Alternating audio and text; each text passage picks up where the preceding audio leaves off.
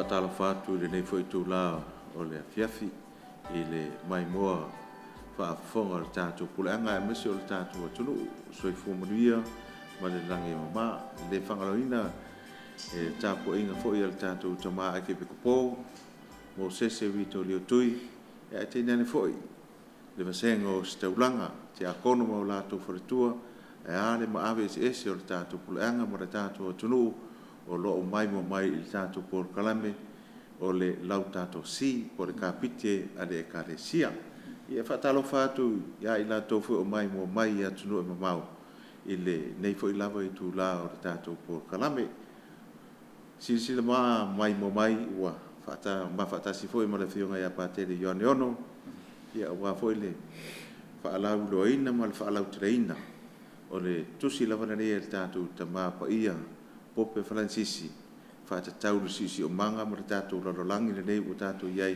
o whapea ona whaaleanga ina tātou lava le tangata ai whatalofa i lau whionga pātele ma lor soifu manuia soifu manuia ma langi ma karenga mantalo ia se amongofu i whapa ia tuai pa ia maurunga le tātou atunu tūlanga whalupe me maunga titele se i pa ia foi maunga iti ngata foi le tātou puleanga ia tūlanga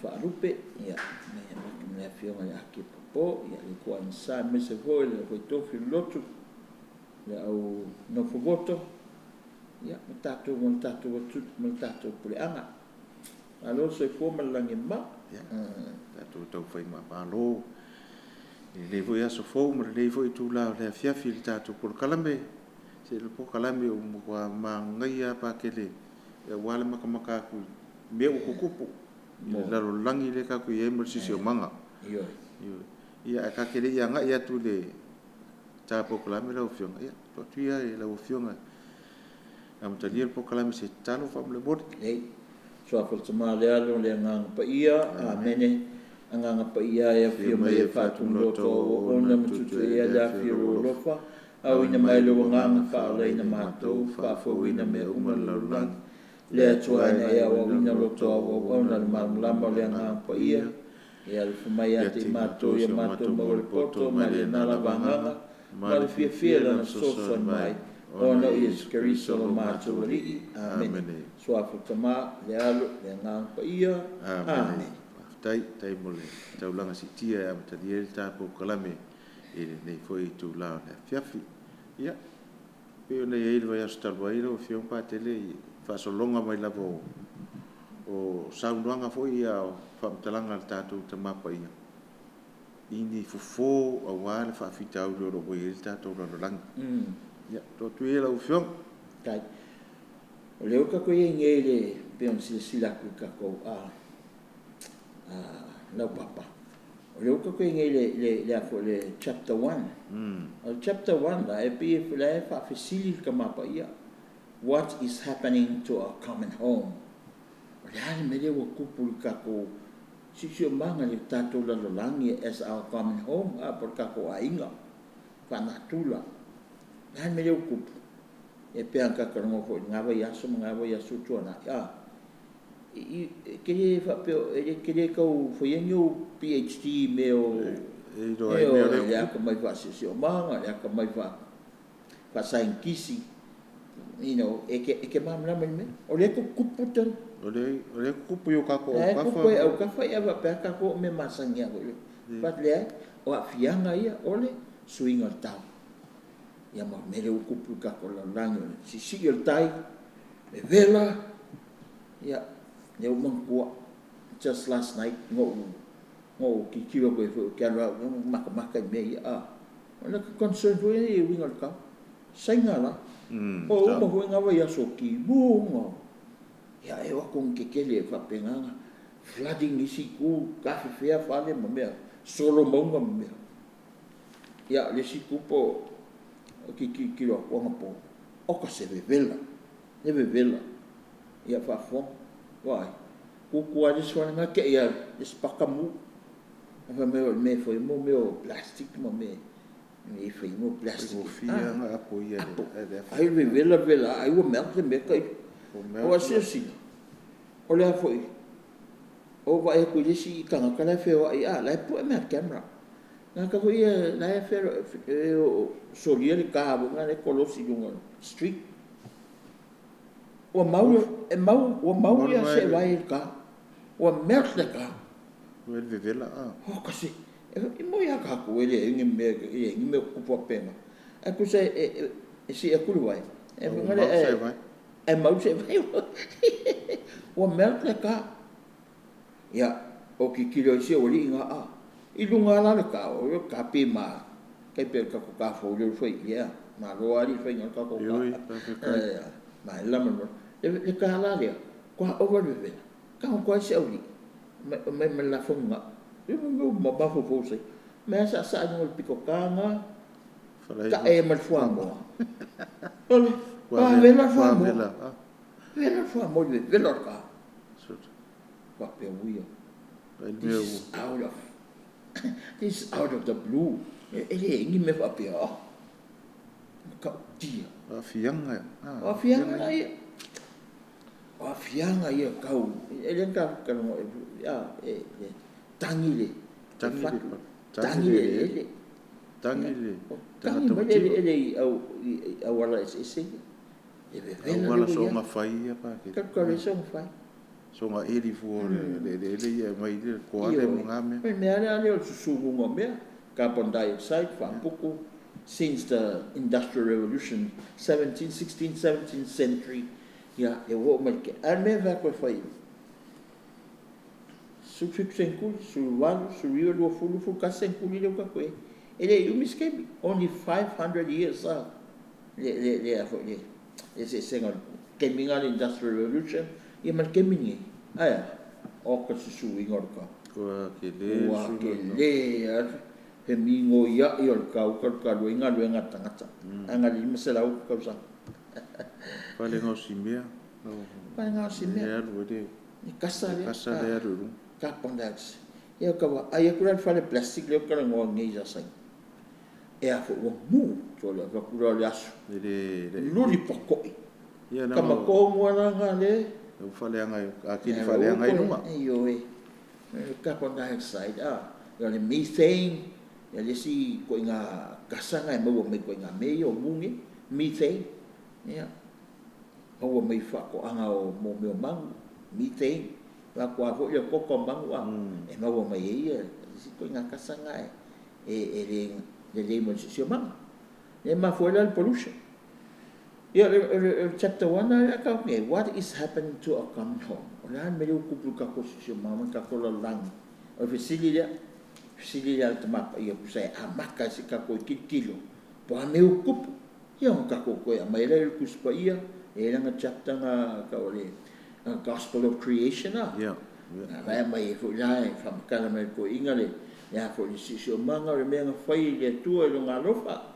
Ia mai ele order me peace quiet ne le ia se me o leanga le me ia ka kokorele ia ko kilo ia po le ia ngi pe ngai ka o ke mo so o angi ni me fu e ka ka fa il tangata e ko fa fo ele vai ile men ka pe mai ia e ko fa fo ile langi mata ngo fi sa ia e lang me maka ole ang me maka pau o lungo mo male interrelationship o me so ka ma mele we ia kwa va chaos fo ngale wole kana fe ngai me ala ka kula vai fa makala ki dia la chapter le so el concern al kama pa ia Pope Francis o melanga o le pollution and climate change pollution ne le ka makala ngi ko am carbon dioxide wo pollute me pollute le air pollute sesami pollute le ma fo iskapo me fa po ye me ka fanga o manga me melia fanga pau vai au manga io ka manga fikuaso ma fo ngo ko makso ya kamalanga le ka fi fanga i wa pa ye ngal ko la fo ya pingi lo ka manga ngal ka ko pollute fe male ma fo e tripa nga ya lu le anga le io ya le pe microbes microorganisms ngai ngalu lue fa solo ako ngai me ola fa malu so pollution. Climate change, ia ka kolo le ia. Ane fa ka ngok ngele. Just last night, ko ai ko me le ku pusainga. Wa fu wo. O ka se vela. O mea le kare o kele. O ia aku si kanga fi punga la ko scooters o ia. Ka mai wila pasi ka lo. Nga fo ko punga yo. Vela. Ko vela le. Oka. Yo o me sila ya ba ile sila me yang afai ba fai senga le me le EV o le electric vehicle Ya. ya wa mai ke mingi akilo o kase kilo ka wale o mumu o pa le ma mumu EV Le vela nga. le vela kusala o kali le senga le me o le pollution o ko alu se kase ala kasa ngol pensing o ka le pensing ale u fa ko la EV ya le tole so le aro wale ka kala li ma fu la le vela le se bo le me fa il tangata ele me se me perfect ya longa le u ka ko fa pe o ki ka ma ya nga EV Ya nga boleh ko ya se pensing. le ko pensing ele vos pa o ma ko fa pe se Derek ela ko la nga EV ke o ku ma ka wale eu se pa o ai Se vai que o espero escama mu i foran ka mat. Il vela. Ia. Ai lo ngana wala le o ke ka ko. O mai ko nga vela la ngai ia per mekas. Ele ngo fo ia. Ibo. Fia mo na ka maru. O sami era po da vela sa.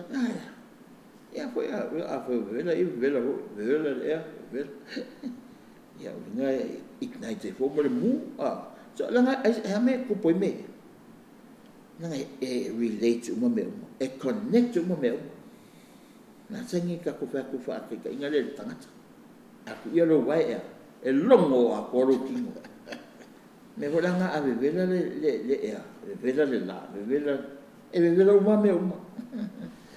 So me la ia concerns la ia ka mapa ia Prophet Francis pollution, climate change, si el kau mo si mo me o fama ya ka ke va ai flooding ya the issue of water le si me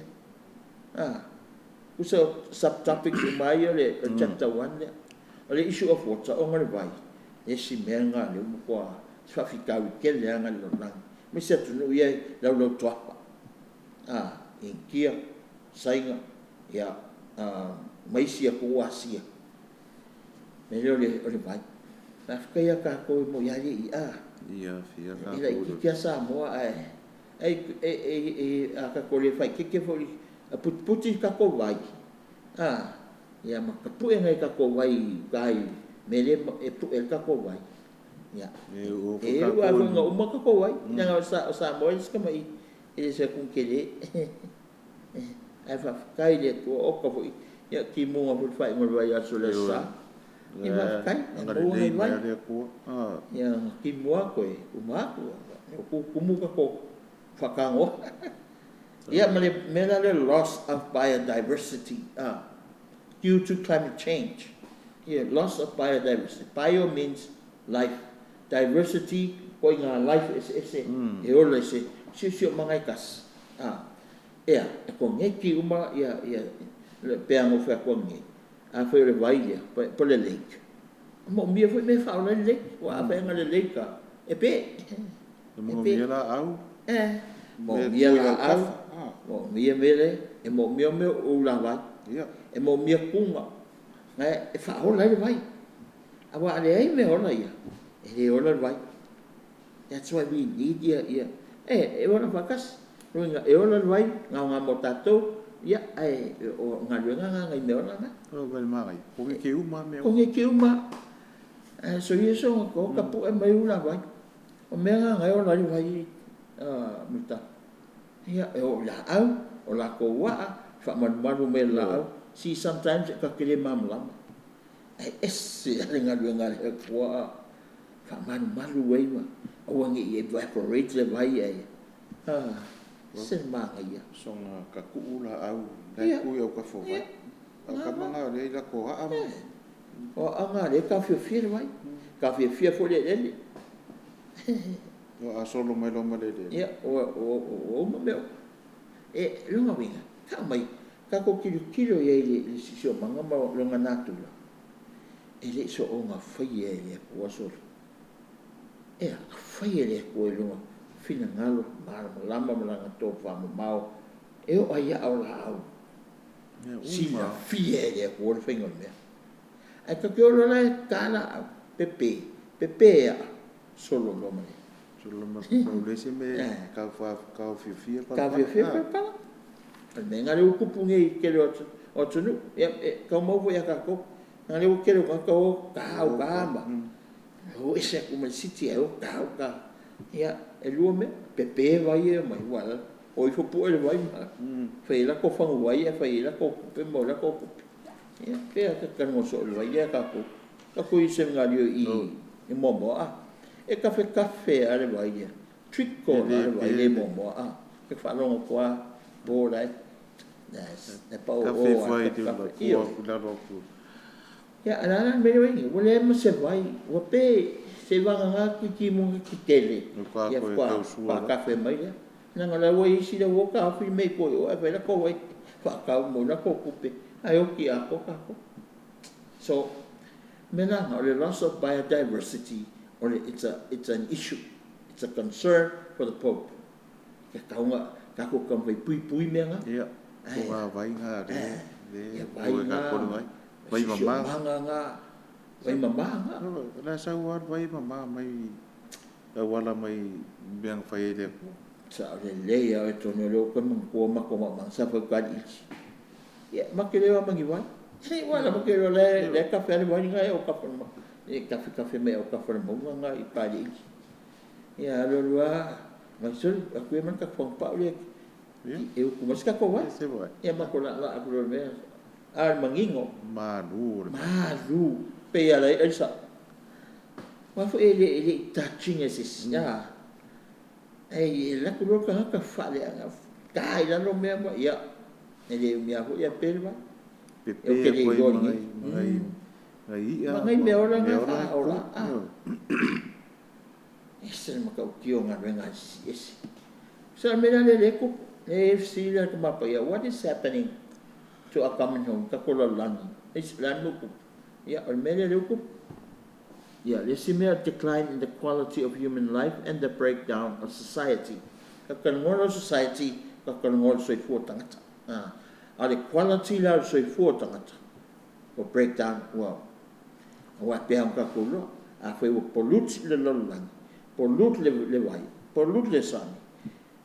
Therefore, ye hanga ya meio le wo per me le kupeto no ya wo na wo solo me le ya ala fa fena ka ko ola le ko ni ko la va pengi mu mai me vela sa va ku marka pi vai o melt ka ka ki sorry ife sorry ya o me la nga le ku wa fiela o le nga fia si so manga aya fia ko mo kan ko ya fia so ko fa sanga me au ka ya ka ko wa o nga ma ko po me o tato e ka fa ko le e tua tangata si manga le e fai ko inga ko ma pa e po Francis o ai ka fa le o ale ko ka fa no lua o ai tangata kali nga mel tangata wa dio fa nga so fo mo ka ko la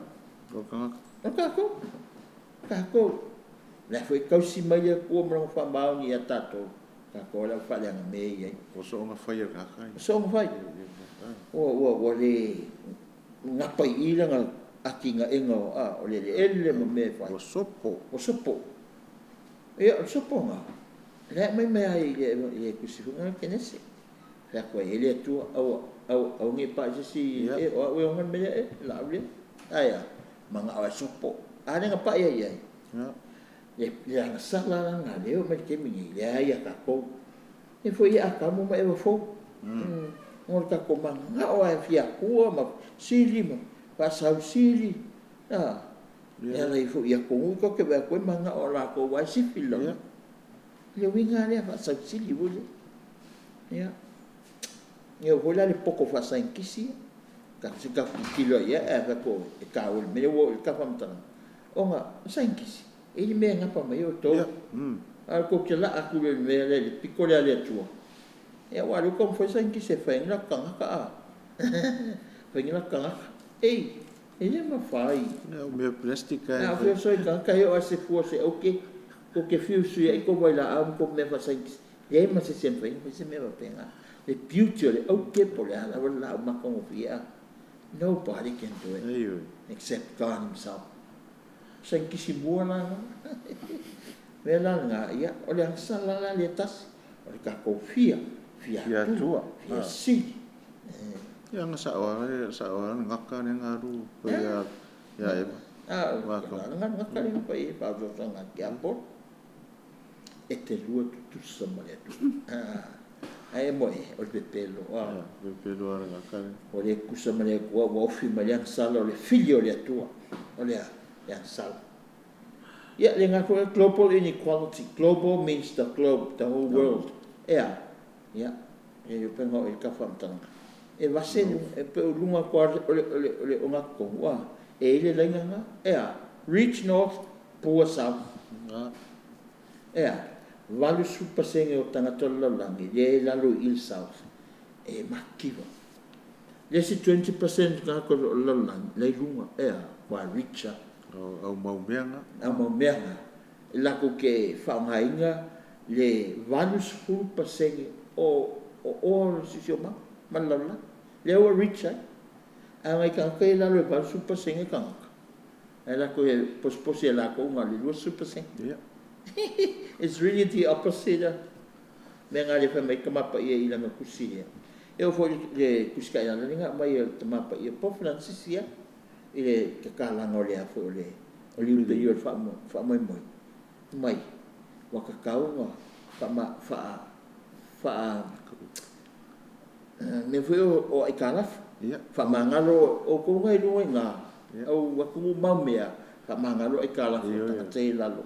Ai sa wala o kele o kupenga ko ke mo menga ko mai wa ku lalo I o ka se injustice ai me ni ka foi me kong wa le foi me kong so ku pe ai ka kai lalo I ko mai ava ku foi ko me o ke ma sa fa pe o le ngai din ka ko so o pe o me o I ma ko ve ka ko EZ o le economic zone fo le ko mo sami pui e ka ko o nga sami sa moa ia.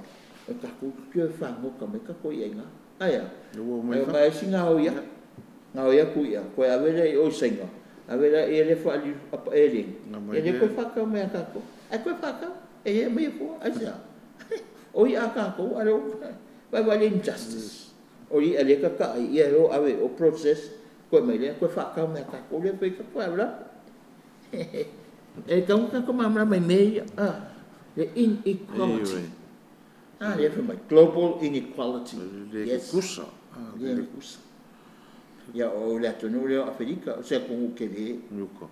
A se ko e oi ka mai. O le ngatu. Aya o mai Afalangi, o mai Europa, o mai Hoinga. E di mai nga. E di mai au ma me. E ke vai fu yaka e ma e mai yaka. Ya fo ling blood diamonds. Ling nga le ka blood diamonds. E mai papa e fa nga ngai ka kaulia e di mai me e nga ole ma ko e nga singa pinga ke ba ku ma ngai ka mai lu su senga na na em ko fia e ko le fa nga si ka fa ba le la e o mai ke me ku sa nga pe colonize sa tanga au papa e nga local people me se ka ngo ku I o I Afrika ya le la wala mai nge Afrika ke me wala mai ke le o states una como Afrika wala mai wala ko lor me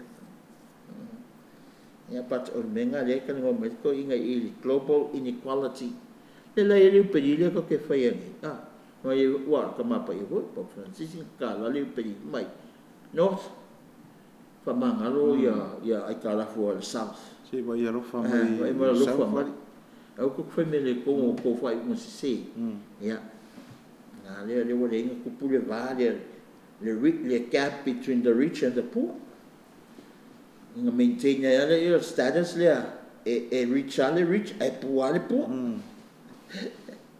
so the singa concern come up ya le si me weak responses le weak responses vai le kali le ale lo langi e mai sara ka kali le kele la ko kupe a tonu ma o vai kali esa wala FMS ko inga bifa no fa ni ya ko wa ku kupe you know le manga bunga le ko kongingi ai kala fu ka ngi le pe me pe ri ko kala le o ma ho a du ke ringi na ko lo fa ko na o fai o manga e ola ya e fiu la ko le salon la ko mere fai e li ke o ngale ki nga ma ko fai me ya ke nga inga ko bunga lo la fa ko nga pe fe ska nga bunga po ye ke ringi ko foi idioma me nga ngi ya to ni ula ya mi sa ko Europa ya male western countries e America you know ya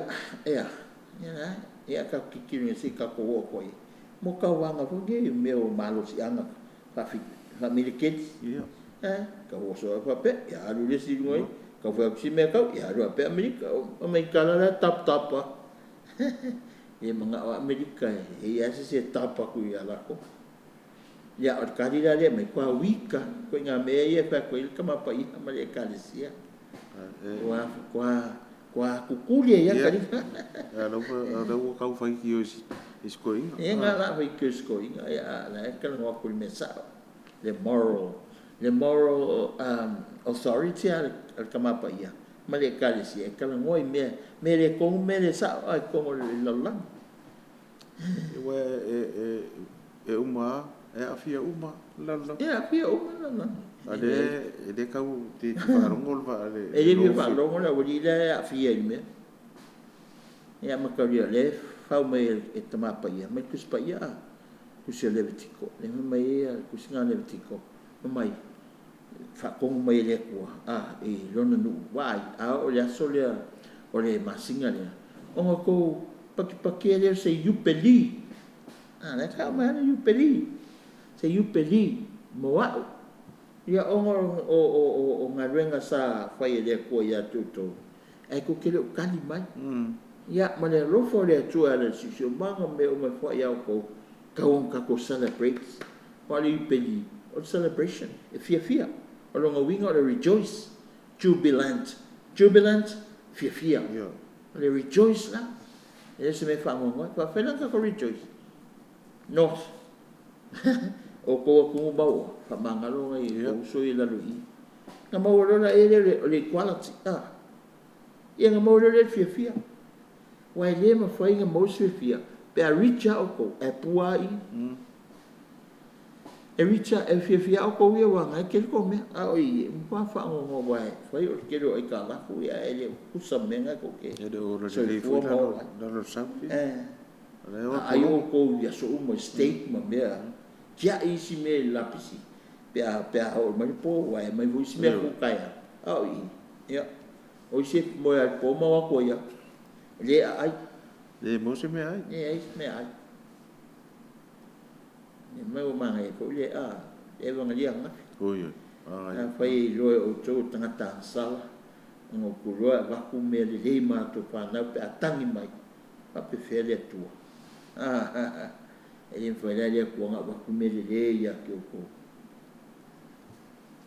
yeah so these issues have greatly impacted the life of the earth and the poor life o me umalai wa fie si mama a fie fa ma so ko tata mai sala o makiwa au le tango lima wa kupunge pe saungi ya fa me o piko silinga ngakingai la maki wale ke penka ko e ngo foi mo shacks ngale e ngo foi shacks nga ngo mo la mau e meu fale le so le ka wala ngale chapter mo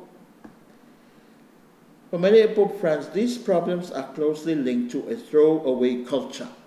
Nung ko nga culture e kikiri ka mapai lalang yo le o whaanga makia whaanga makia which affects the excluded ka nga ka buiu ese my society just as it quickly reduces things to rubbish aya no mingo me fi ka ko nga me avio le ya le fa winga ka no to ina ya tu mo ko mo awa ya le fa kro ka la Amerika no ya la fa ku me ai oi e mai fa ka mai me ai mai ngi me ai e wa ai lu lo po ngi wa la me ko me ai ngai e de ko la is e lu ma lapis ma fo ai no ma la fo ai sa lu ka lapis ya be po fe avi wa un ai ni se ye avi me lapis e ki ro si ko la lang ya ka ko le sa e wa ai e fi ai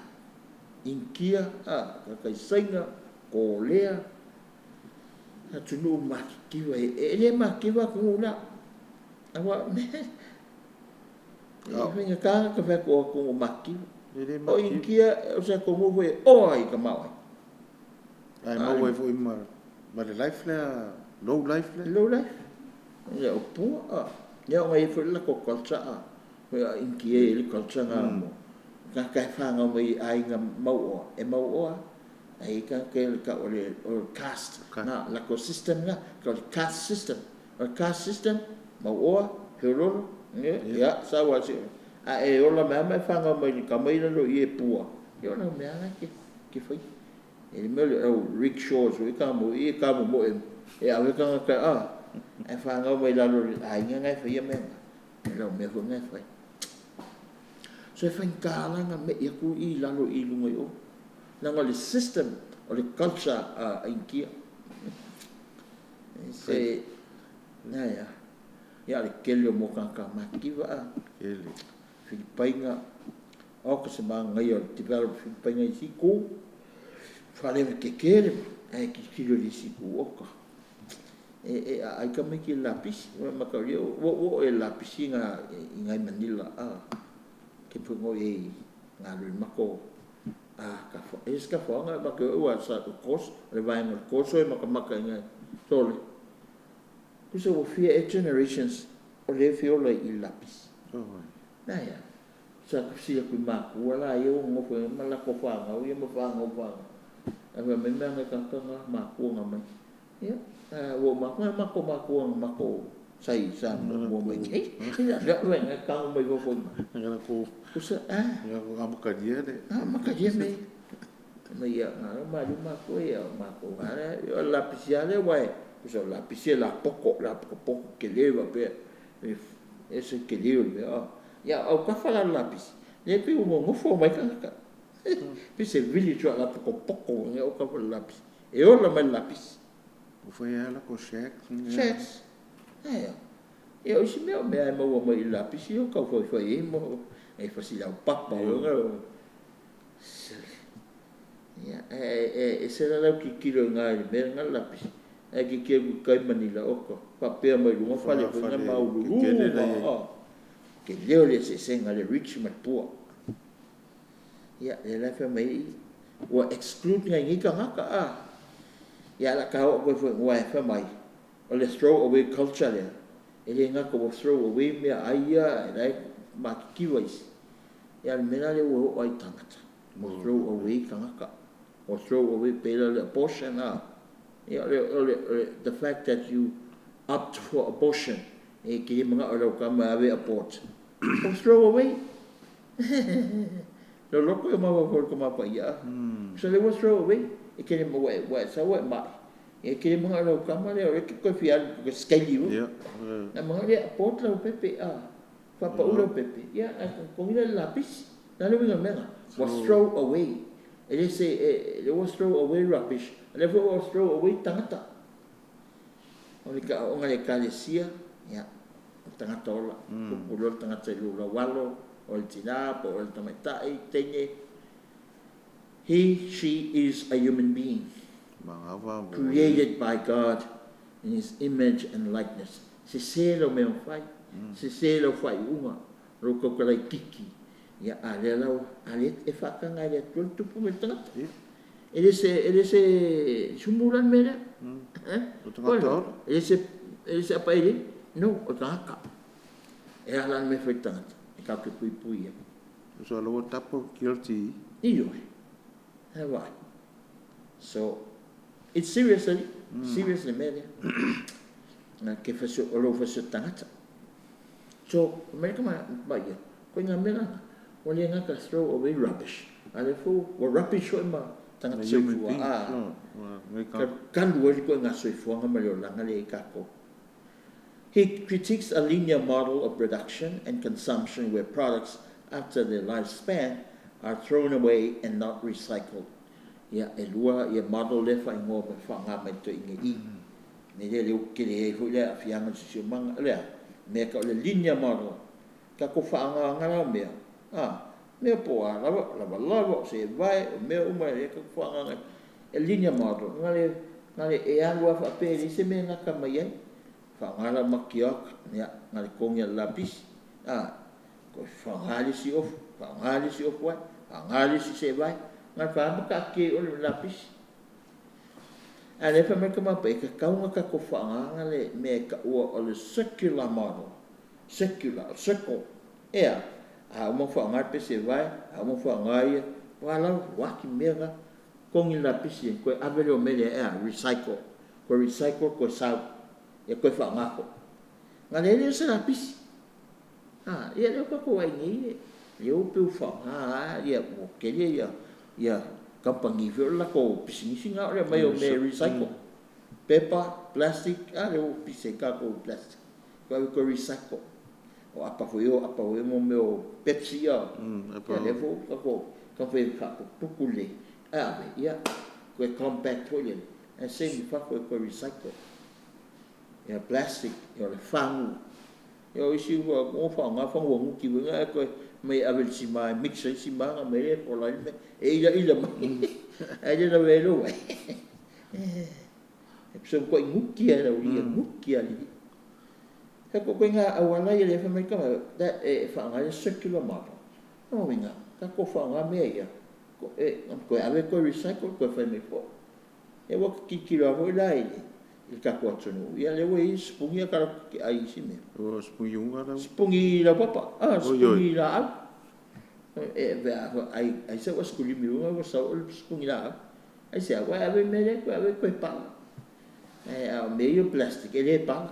Tai kia ia ele. So, ia, ngai mafofonga ngā tangata mga ia wala ia. Whangai tangata e kau kuku o ilalo kako. Kako depende mengi o plastic mai yanga sisio manga. He proposes a circular model of production and consumption where resources can be recycled, maximizing their efficient use. Io e maximize ia pela ole isi meu ko mapa foku isi meu wa ave ko recycle. A ko mai isi products fo? Yeah. Pia le unga e koe mo ia le unga plastic o lau sa o le fai mo me no fo nga la ko mo me ngai spungi plastic ko ai mai mo me o van wa ia van pa ia wa kula ia ko recycle la ko family si product fo nga le ma ko inga nga mitinga e fai ki ai la mo me orkelo fa o lapisi ma me le recycle e o nga le ia ka ke lois e ho la ho ia foi mo ka wal ia ku le ko o ana wo e at ka wal le ku i wa le pala le pala be le e ko ko ia pala ma ai a fo ai o nga ale o nga pala nga sa wai de e le nga e wa ko ia fa ko ko squeeze mo meu ska wale a po squeeze ko kongi la le me nga ko recycle ko foi me isi apa po. What is happening to our common home, our ecology? Ya, or fawinga nga le pule ecology, well, common home ka ko ecology long winga. Eco means it's made up of two words. Eco means our home, our house, or ka ko ainga. Eco, logy, order, harmony, peace, la lu ngore ecology no ngin le ko mai ko la langi le ko coming home le ko foi e put in order ai sia ngo kele fa fika wi ko ai o le pareng o onga le o onga sami o onga le a fo le io e o kele me o la pisi menga o le pareng e si manga la me mai e ale ecology mai ka foi mai la ka ko me o mangi e a fo e put in order ave la pisi me ka ave ai recycle ki fa o si wa ku fa ka si me o mangi o mixo lo wale in order me o remember the order of our house, the harmony of our house.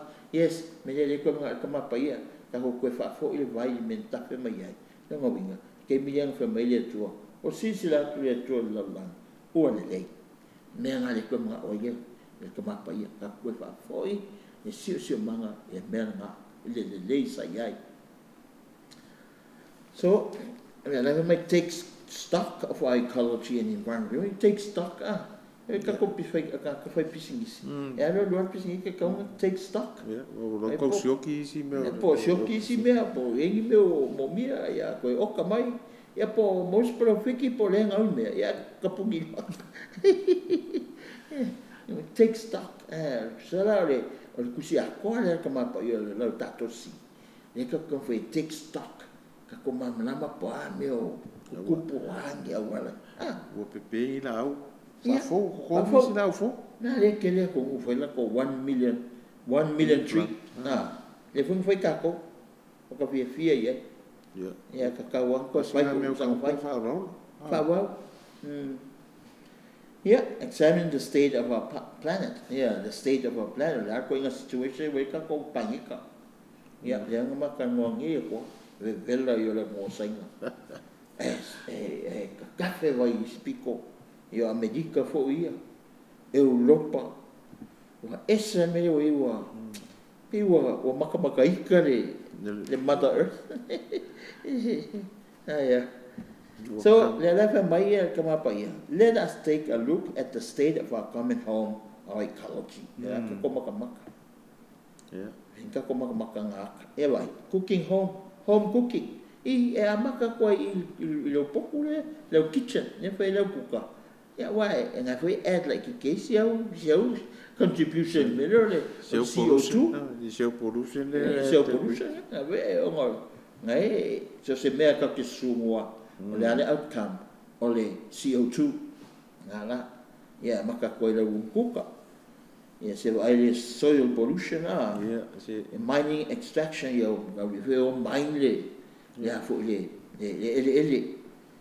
pollute fo le la comer o ngai ka meki ngai air pollution transport transport va kelo pe ya singa ano inkia aba ile e pi pefu mo le se ngai ka meki la ke la longa le o sekiri me o le kiringi o le ngai foi me la ko mask kele ka valeafi i kula funga de abara me le mafa so la asu mai como me lo que coi de fia ka ko malo ka como fin kula fun ko ke mai ko foi fale en anos pasiero ka una lenga no mafa ngai pusa mai so akamo muri la ko pasire maloli mai sika ava malo fai fa sa ka comer aquele cara malo ngai e pusa mai me de fa le sistema ko ke point anga ka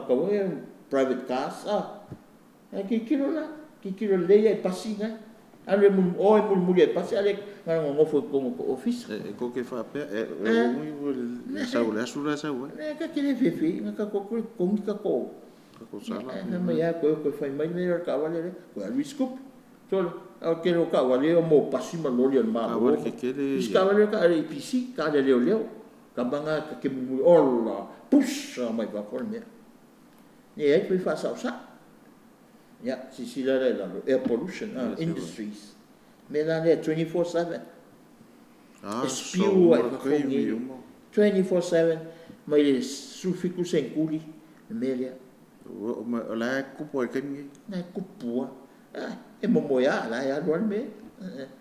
E me kau ki. Ia la wa fea la ngale le ngale. Ia la wa fea ngo. Ia. Ro o makanga. Mangko wele ka fa ko o panika la poko. Ko ku ele ko me nga pesca nga mui ko. Pui e. Te vevela me. Ole ozon leia la. E pui me ka ko se o ave malo sela. Filtringa. A me ale ia le. Ole e ka fa nga. Ka tanga. Ma o lai sami me o sam. O lai e. Ele se se manga. O le drive. A mena le.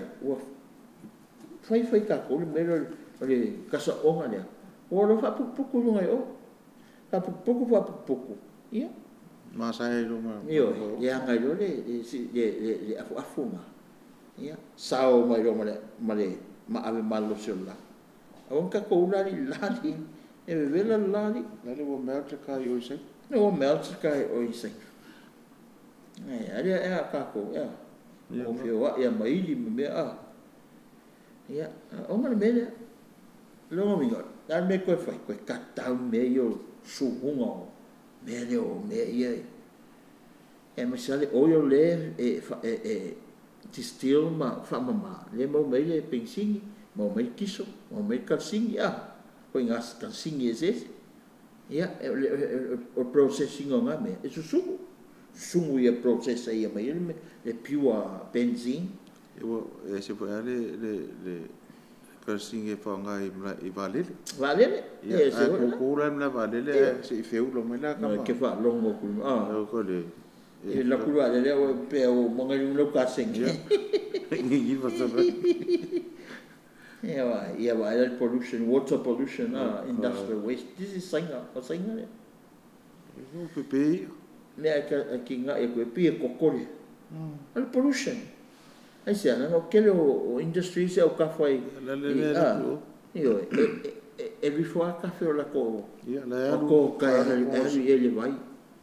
Ia la. Ia, o me ale ku foi a kako ia mo foi o ka fo vai. Ia le ka ko industry sa pe. Ia ana ka ai mo plastic mai. Ko ngia ku vai ka fenga ia ka fe o mai kai. Sami. O sa va ko ngiro. Mas ko aquele ngi pa o ka vale. Ia fulia ku kai. Fulia ku le vai ka fenga. Ka fe ku kai. Vamos morrer o ka fa. Fa mama o ia vai ia. Io. Ala ia i me ona nei. Io. O le ka ku vai o ke ai. Sa o le. Ia, menga le land pollution, garbage, the waste. Se vai monga mai me lapis. Plastic o pe ka ko li ping.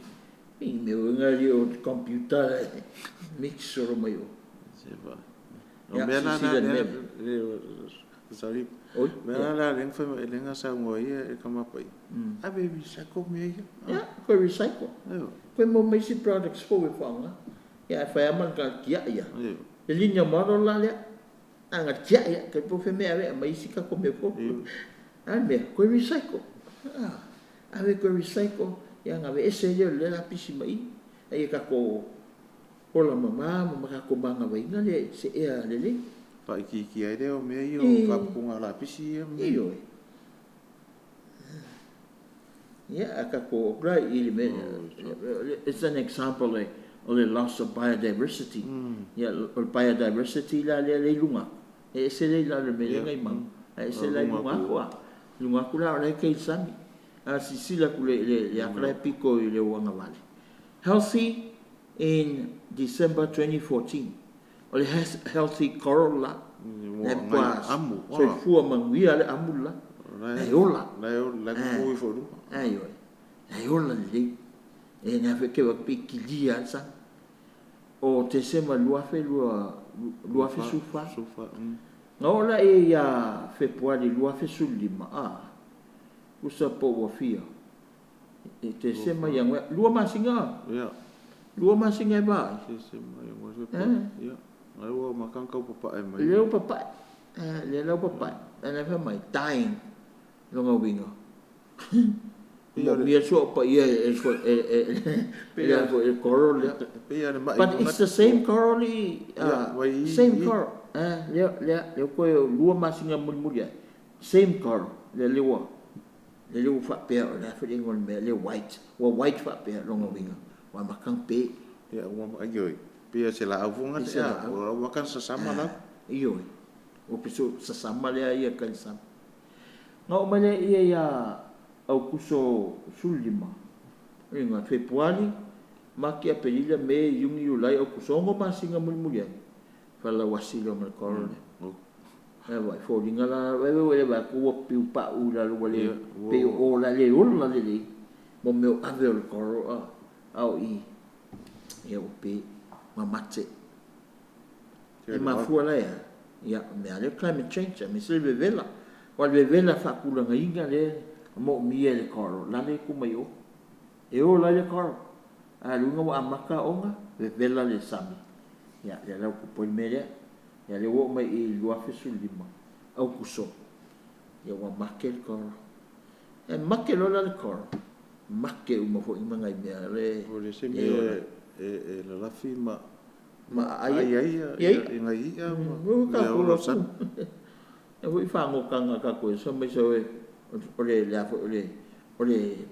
makupi e pole ai ele ia e ora mala ko menga pingi amo la po ale u ko ia me ko ele kar which is ele ma ia nga ko o kale penga ka e mai ku ia nga esse mai le o so la menga ia la pe la ro e pu e lo pe ka fa e voi le si fa ngo kanga ka o le mai ele ia ngale le ngala kai e ka ele am a vange mai oi sa wa eu ngai pusi e ola la fema ke le kokongo la wa ia va pro le se pusi kon si a ko mai a mulia mai a velo ka e ngol le pa ma ku ai ka lo fai ia ale lo la ngi la ka ko mea a ka o mai la lo la sia ka le la lo fo e fo linga mai o se vai cafe vai ke le menga cafe vai dia ya me climate change o le se vai o dry up le meola ya vai le meola ku sa le masa nya le mai meola e fing o le vai e vai e fu lai o ka fo vai la le wa enga le vao e sa ka un strive nga le o me maka ya wo mai ngai meola le se vai o le se vao o le se green climate change, the effects of climate change, the loss of biodiversity. No me ka mai ai, biodiversity. Kele ko inga me ola se ola I ya me make lo la lisi me pela le vai. Ya ma make marois, the loss la, the loss of biodiversity. Ya fo inga me ola inga zebra ya o mai o le se vai. Ya o le se vai. Ya o le po pe a ola. Ole recycle de e fale nga inga lo se me kas ya les fia mai ro mai sima ma fo anga o connect to me so kai uma me so kai me vai le ya le le yo fuanga le ko fuanga mana le ko manga le tu inga ia ola le ka na tangata mo na si ma no inga la fini ngalo le tu aka ko ora e fa tau ile si manga ia ka ko fo I ka ko mena le tu tangata mal si manga aka ko va ka pui maka ko sky ma pui le va fero ra ia o le tu mal tangata mal si manga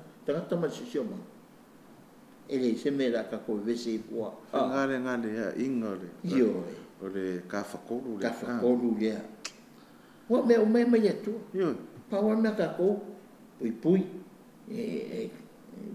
le ma fa sa o me o fa le nga nga fu me ya ka ko enjoy le me alo fa le ko enjoy nga me o si manga ko aro pa kete aro ma ka ngo fie me pe fo nga kala mai ka ko kama pa ia kusi le la tato si ya ma se foi le fa manga la ofion wa kili anga ka wanga fa ike ka ma ye lo Ioi. ka ko kiu ke le man ka ko ka fa yo le Ala. o le pui o si manga awa ka ko ele mo ngisi a mo ka ko Ko. Ya, ma pulang apa ima? mo ka ko fa ka ya ile ko Nah. ya ono ta te mi lo fa pa ke te fa ke le ya tai foi mai mo mai ka ko ngu ma se la ko fie mai mo mai tanto por carame o le capite le carecia e pe un tanto tara no inaile tu sinel tama po ia o ka se maka ngo fie pe a fai ka ko ke kausi si o manga ka ko ke mbawai si o manga mata ngo fie ma le tau te ola fa tasi ai le nga ka o me uma fai le ko mo ka ko ka ke o pongi me uma ia e ka ko moa se ola le ola fie ya ko e fie sa mo ro fio nga le fa kaya me se dinga wa sa mo fa i ka o ngi fa so ya ai nga le yo kula si me i ka ko nga nga ka mo fai ya sa de ai ku le va pe la ku ya se yo ken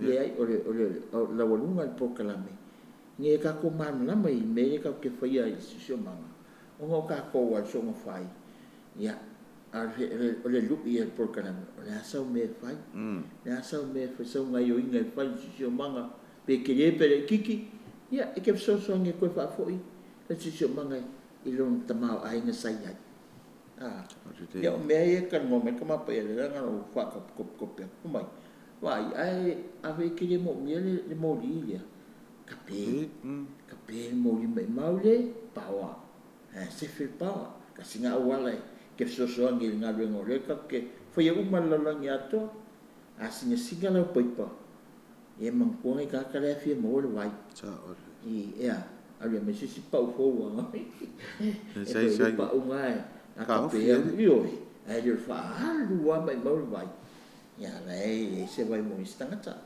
ko se la singala au iro ya ore le au ka fo ke le mo mau fo ko fo fale e pa la ore le o famiglia se po malo con a vesi me le como ringi le ya vole o yo le la ore le ke le ngamu o ngoro fai ke ken ka le mo ko ya ka ko me le thank you viva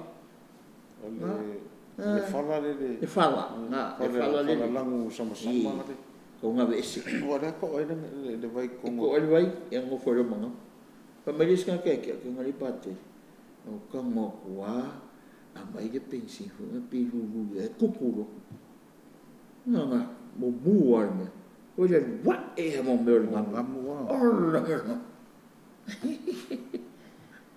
ya ngal fala nga e le a fi so fu nga ka fanga o tato ma ya o ves ka ko pa yo e fa ke le la fa fo mai ya ai la ka ko fi ta me fa o mai ka ko programa ko e go fu ya yes so fa tama le alo le nga pa ia amen o le vi ingal tama le alo le nga pa ia pe o vi inga sa le tanga fa pe foi on pone ma so mo fa va amen yesu e fa mangal mai ma to sala la ve e ma to mo le fi fe tai nga o malangi e mai se nga o ia pitu po matia Sangat Francisco Assisi ta se matou su faiatu ia toi suafa tamale alo le ngang pa ia amen tai fo ile mtanga lunga so ifo mara loina ia uma fai na au natu le po kala me matongo fie i lo maota ma lo lawa ia pe on sa no patele ko fe ro i va so asau tai mai mo mai tai fo ile anga le italiano le po kala me i lo maota ma lo lawa fa to fa so i foi so foi